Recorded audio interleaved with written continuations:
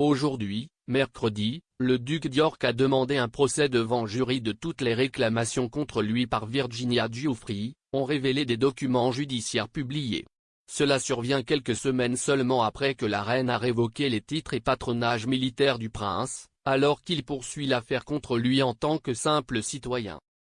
Suite à l'émergence de nouveaux documents judiciaires, Richard Palmer, rédacteur en chef de l'Express Royal, a suggéré que c'était un point important que l'action de la reine avait pour but d'éloigner l'institution des dégâts.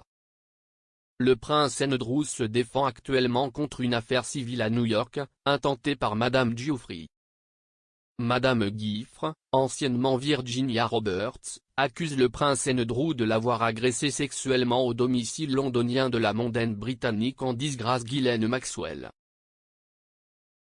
Elle allègue également des infractions commises à 2 autres endroits entre 2000 et 2002. Le manoir new-yorkais du financier en disgrâce Jeffrey Epstein et son île privée Little St. James. Le duc a toujours fermement nié les allégations portées contre lui.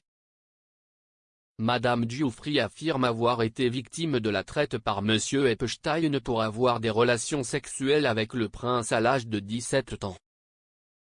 Dans les documents judiciaires d'aujourd'hui, les avocats du prince Andrew ont officiellement exposé sa réponse aux allégations. Il a nié les allégations portées contre lui et a affirmé que certaines allégations manquaient de preuves suffisantes pour admettre ou nier.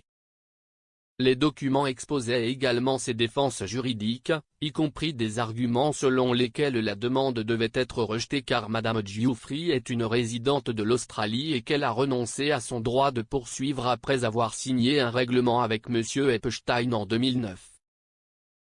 Un autre facteur que les avocats du prince Andrew ont demandé au tribunal de prendre en compte était la question du consentement.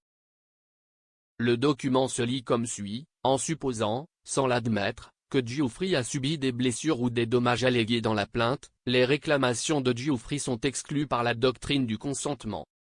Le document conclut, le prince Andrew demande par la présente un procès par jury sur toutes les causes d'action invoquées dans la plainte. L'avocat de Madame Giuffre a déclaré qu'il avait hâte de confronter le prince Andrew à propos de ces dénégations.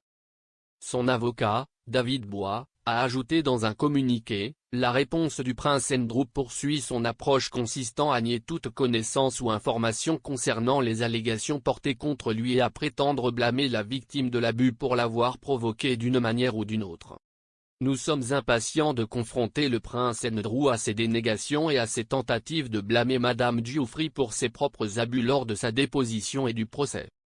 La décision de la reine de dépouiller le prince Andrew de ses parrainages militaires et de ses titres royaux est intervenue après qu'un juge de New York a rejeté sa demande de rejet complet de l'affaire.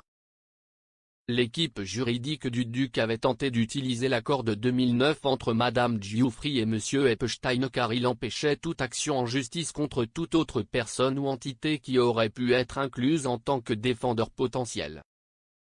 Cependant, le juge Lewis A. Kaplan a déclaré que la demande était juridiquement insuffisante pour rejeter l'affaire, suggérant qu'il s'agissait d'un procès complet. Il a déclaré, on ne peut pas dire que l'accord de 2009 démontre, clairement et sans ambiguïté, que les parties avaient l'intention que l'instrument profite directement, principalement ou substantiellement au prince Andrew.